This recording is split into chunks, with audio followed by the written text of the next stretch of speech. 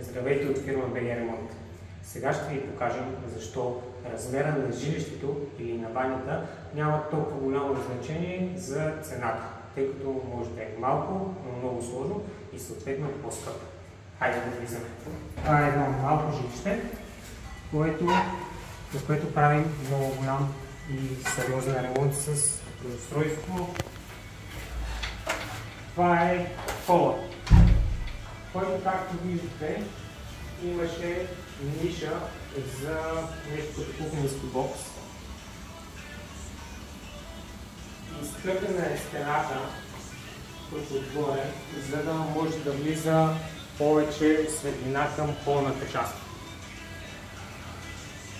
Тук сме изградили допълнителна стена, както и тук, за да може да обособим спалня с нормални размери, така че да е функционално. Тук беше стената за кухненския бокс. Може да видите всичко как е изкъртено. Тук беше стената и това представляваше кухненски бокс. Доста нефункционално. Сега разширяваме, за да може да стане спалня, и тук освояваме част от балкона, за да е права форма. Около 11 квадрата спалня ще се получи.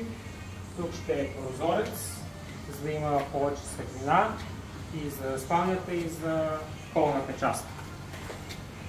Само къртенето отне 4 дни и излязоха около 400 чувала с строителни отпадъци.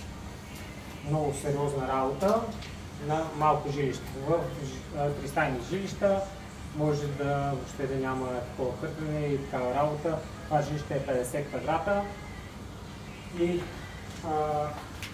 сериозно преустройство, сериозен ремонт да се прави. Да покажем другите помещения. Хола, преправяне на инсталация за осветление. Тук имаше поминно тяло, което сме вбутнали. Виждате колко беше голямо и отнемаше място. Сега също ще бъде изградено такова, но с много по-малки размери, така че да е по-функционално. Също се отнася и за спалнята. Виждате тук.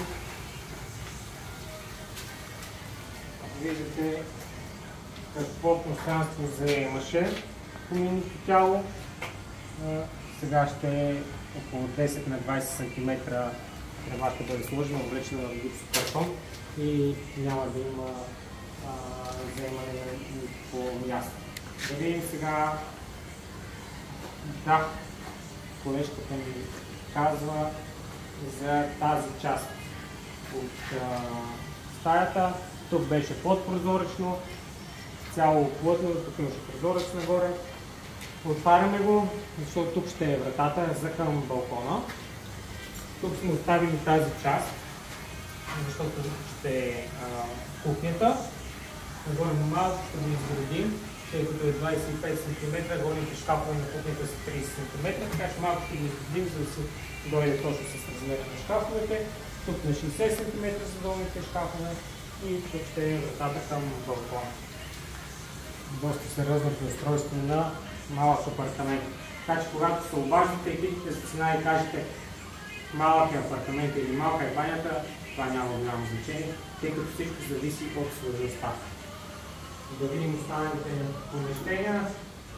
Тук по майсторите ще е малко задъчкано.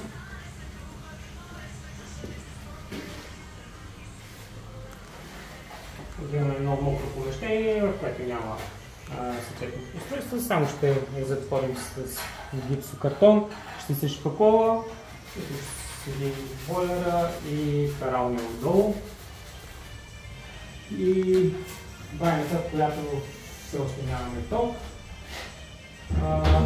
Тук беше бутнат този купър, за да може да се вкара структура за ограждане, и също беше стеснен. Пак беше зияно с дебели тухли, изключително ненужно нещо, само вземаше място. Сега е максимално прибрано. Размер е същия на широчина, какъвто беше, на дълбочина, какъвто беше, но има вградена структура. На широчина е стеснен малко, за да има повече пространство. Тук за душ кабината, виждате как е обособено с различни плочки. Тук ще има душ кабина, мивка, нищо особено като баня, нищо сложно.